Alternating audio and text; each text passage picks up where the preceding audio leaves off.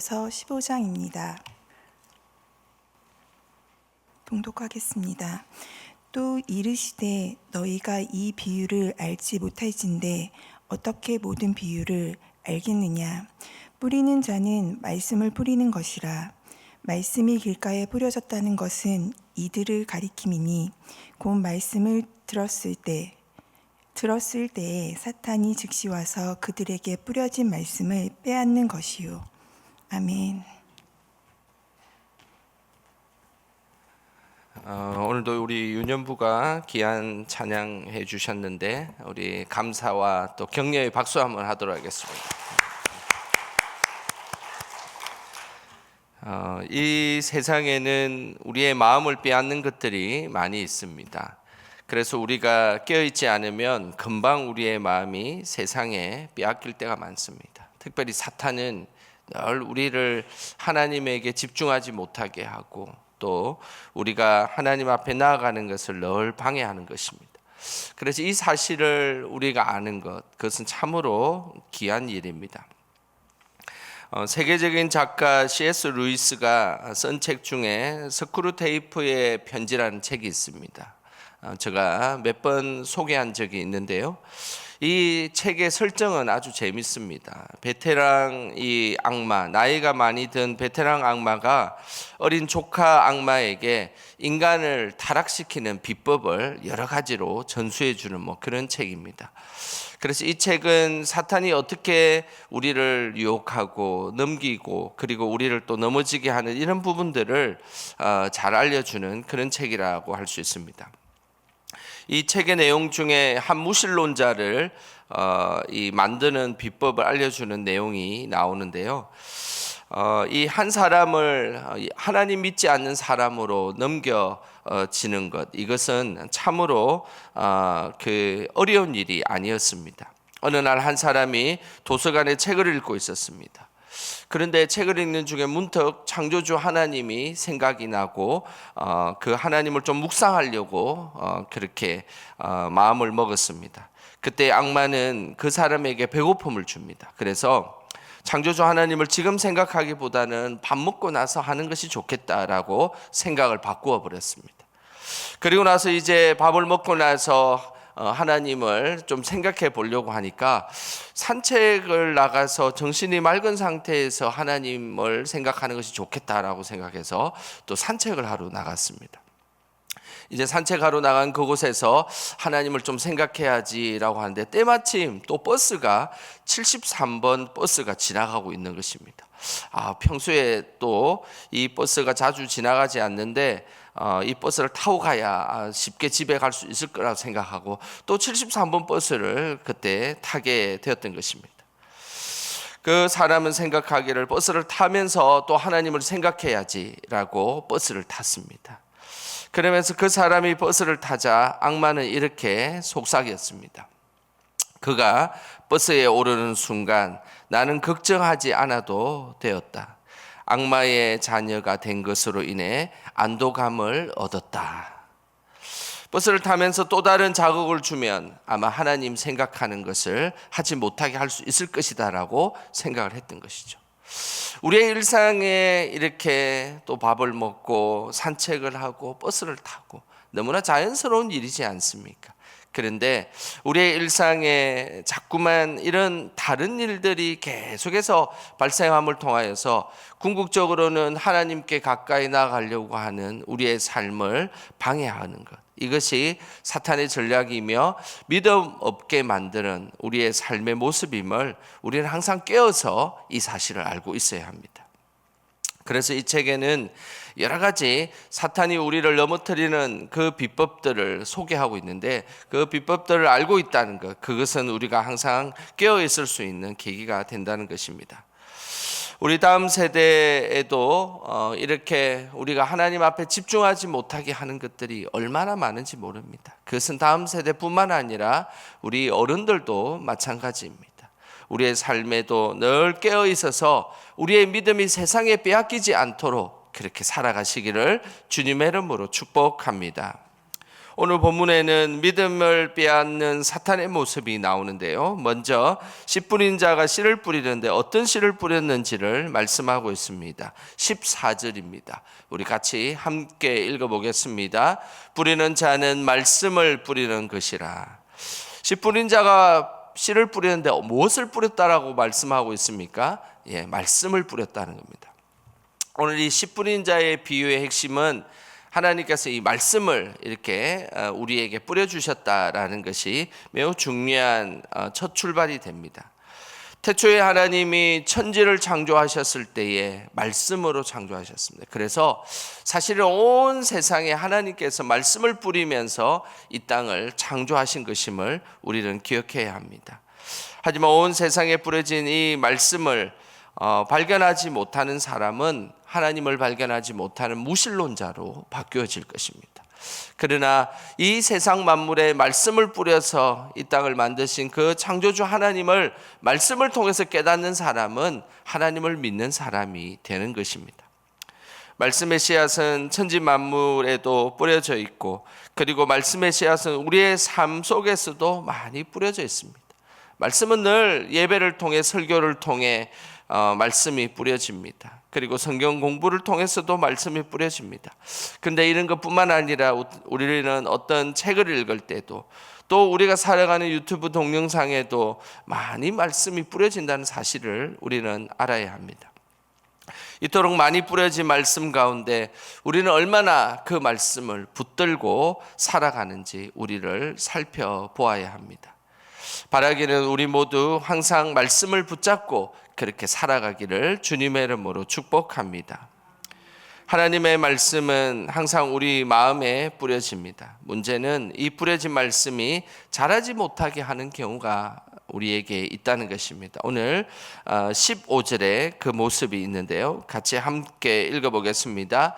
말씀이 길가에 뿌려졌다는 것은 이들을 가리킴이니 곧 말씀을 들을 때에 사탄이 즉시 와서 그들에게 뿌려진 말씀을 빼앗는 것이요. 우리의 말씀이 길가에 뿌려지면 그 말씀이 자라지 못합니다. 오늘 이 길가는 고대 팔레스타인 지역의 이 밭과 밭 사이에 사람들이 걸어 다니는 길을 의미합니다. 이 길은 밭과 밭 사이에 있는 길이기 때문에 사람들이 이렇게 막 밟다 보면 그 길이 아주 딱딱해지고 아스팔트처럼 굳어져 있는 것이 이 오늘 여기에서 이야기하는 길가의 의미입니다. 그래서 씨를 뿌리다가 이 길가에 씨가 뿌려지기도 하죠. 밭에 그 지역에는 우리는 보통 모종을 많이 심는데 팔레스타인 지역에는 모종을 하나씩 우리나라처럼 정성스럽게 심는 것이 아니라 씨를 그냥 이렇게 막 뿌립니다. 뿌리다 보면 밭에도 뿌려지지만 밭하고 밭 사이에 길가에 뿌려지는 일들이 생기게 되겠죠. 그때에 길가에 뿌려지게 되었을 때에 우리의 마음 상태와 동일하게 이 딱딱하게 굳어져 있는 그 길가에는 씨가 뿌려지면 싹이 나지 않고 뿌리도 내리지 않는다는 사실입니다. 이것은 우리의 마음과 동일한 것입니다. 우리의 마음이 딱딱하게 굳어져 있으면 우리의 믿음의 씨 그리고 말씀의 씨가 자라지 못하게 되어 있습니다. 어렸을 때는 마음이 스펀지처럼 그 이야기 듣는 것을 잘 흡수합니다. 어떤 말씀을 전해도 그 말씀을 쏙쏙 잘 받아들이게 되어 있죠. 하지만 10대가 지나고 청년이 되면 마음이 자꾸만 굳어져서 말씀을 아무리 뿌려도 그것이 온전히 뿌리 내리지 못하는 경우들이 많습니다. 말씀의 씨앗이 뿌리 내리기 좋은 시기가 있습니다. 그 시기가 바로 유치부 그리고 또 오늘 특송한 우리 유년부 시기입니다. 이때는 특히 유년부 시기는 말씀이 잘 이해되는 시기이기도 하고 그리고 또 말씀이 뿌리가 잘 내려지는 시기이기도 합니다. 하나님은 우리의 마음이 딱딱해지기 전에 늘 말씀이 더 많이 뿌려지는 그 은혜가 있어야 우리의 삶에 말씀이 계속 자란다라고 말씀하고 있습니다. 미국 기독교 통계 연구 기관 중에 바나 그룹이라는 아주 유명한 기독교 통계 기관이 있습니다. 이 바나 그룹이 연구한 결과가 있는데요. 그 결과에 보면 이 성인 기독교인들을 오랫동안 추적 연구를 해본 결과 두 가지의 중요한 결과 연구가 나왔습니다. 하나는 교회 출석의 지속성에 관련된 것인데요. 교회를 열심히 다니는 성인들의 61%가 어린 시절에 교회 학교를 정기적으로 출석했다라는 사실입니다. 그리고 그냥 교회를 다니는 성인들은 22% 정도밖에 되지 않는다는 것이죠. 그러니까 어린 시절에 출석을 한 교인들이 그만큼 나중에 성인이 되었어도 출석을 한다는 것입니다. 또 하나는 영적 습관에 관련된 이야기인데요. 어린 시절에 교회 학교에 정기적으로 출석한 성인들은 성경을 읽을 확률이 더 많이 읽을 확률이 2배나 많아지고, 그리고 예배도 더 열심히 2배나 더 열심히 참석하고, 무려 기도 같은 경우에는 50%나 더 많은 기도를 하고 있다는 것입니다. 그러니 어린 시절에 이런 신앙생활이 얼마나 중요한지 우리에게 말씀해 주는 그런 통계다라고 할 수 있습니다. 이 연구는 우리에게 매우 중요한 시사점을 던져줍니다. 어린 시절에 교회 학교의 이 경험이 너무너무 중요하다는 것이죠. 그래서 이 다음 세대가 행하고 있는 이 여름 행사도 그만큼 중요한 일입니다. 이 다음 세대에 그들이 여름 행사 아무것도 아닌 것처럼 지나가는 행사일 것이라 생각할지 모르지만, 그러나 그들에게는 나중에 더 큰 성인이 되어서 믿음 생활을 더 잘하게 하는 계기가 된다라는 사실을 우리는 꼭 기억해야 하는 것입니다. 지금 성인들이 교회를 다니지 않을지라도 교회 학교에 경험이 있는 성인들은 나중에 교회 학교를 돌아올 확률이 더 높습니다. 그래서 여름 행사와 같은 교회 학교를 활동하는 것, 이것은 참으로 중요한 일입니다. 저도 지난 날을 돌아보면 초등학교 저학년 시절, 이 유년부 시절에 여름 성경학교 했던 일이 벌써 40년이 지났는데도 아직도 생생하게 기억이 납니다. 그때는 여름 행사, 많은 그 여름 행사들 있었는데, 특별히 기억나는 것은 유년부 성경학교였지만, 그때 당시에는 저희 모교에는 새벽 기도도 같이 여름 행사를 했었습니다. 그래서 저희 형과 손을 잡고 새벽 기도를 갔던 기억이 아직도 납니다. 그 형은 지금도 시흥에 있는 교회에서 안수 집사님으로 저희 형이 잘 섬기고 있습니다. 마음이 딱딱해지기 전, 굳어지기 전 그곳에 말씀의 씨앗이 잘 떨어지면 나중에 큰 훌륭한 어른으로 자랄 수 있는 것입니다. 이들이 자라서 나중에 좋은 목회자, 그리고 좋은 장로님, 좋은 권사님, 좋은 집사님으로 나중에 성장하게 된다는 사실을 우리는 꼭 기억하셔야 합니다. 우리의 마음이 굳어져 있으면 말씀의 씨앗이 싹을 내리지 않는 것으로 끝나지 않습니다. 15절 후반부인데요. 다시 한 번 더 읽어보겠습니다. 사탄이 즉시 와서 그들에게 뿌려진 말씀을 빼앗는 것이요. 길가에 씨앗이 떨어져서 싹이 나지 않으면 그냥 그대로 있는 것으로 멈추지 않습니다. 사탄이 와서 그것을 가져간다는 것입니다. 그래서 앞전에 마가복음에 예수님께서 말씀하실 때는 길가에 떨어짐에 새들이 와서 그것을 먹어버린다라는 그와 동일한 이야기입니다. 씨가 그곳에 머물러 있으면 비가 내리면 그래도 그곳에라도 싹이 내릴 수가 있는데, 그런데 희한하게도 비가 내리기 전에 벌써 새가 와서, 사탄이 와서 그 씨앗을 가져가 버린다는 사실을 우리는 기억해야 합니다. 그러니 우리의 믿음이 자랄 수 있는 기회는 상실되게 되어 있는 것입니다. 우리의 믿음의 밭에 말씀의 씨앗을 늘 뿌려졌을 때 사탄이 훔쳐가지 않도록 늘 깨어서 살아가는 것, 이것은 너무나 귀한 일입니다. 성경은 하나님의 말씀이 금방 사라지지 않기 위해서는 우리의 마음의 밭을 잘 관리하라라고 말씀하고 있습니다.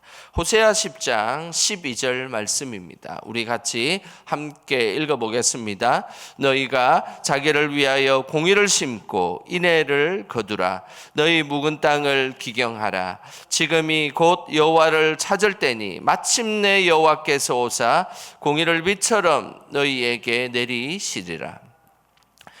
하나님은 말씀하십니다. 하나님의 말씀을 심기어져서 그것이 싹이 잘 나기 위해서는 너희 묵은 땅을 기경하라라고 말씀하고 있습니다.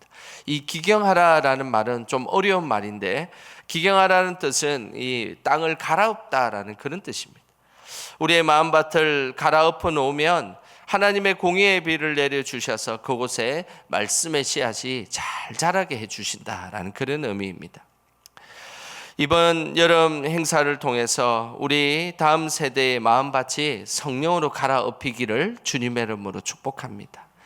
그래서 그 갈아엎힌 그곳에 말씀의 씨앗이 심겨졌을 때 그곳에 아름다운 믿음의 성장이 있게 되는 것입니다.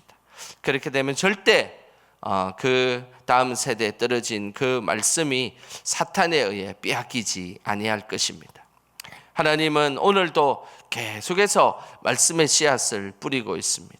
우리의 마음밭을 성령으로, 또 어떨 때는 찬양으로, 또 어떨 때는 기도로 계속해서 갈아엎어야 합니다. 그럴 때에 우리의 마음의 밭에 떨어진 그 말씀이 이제 사탄이 가져가지도 못하고 그리고 온전히 자라게 되는 것입니다.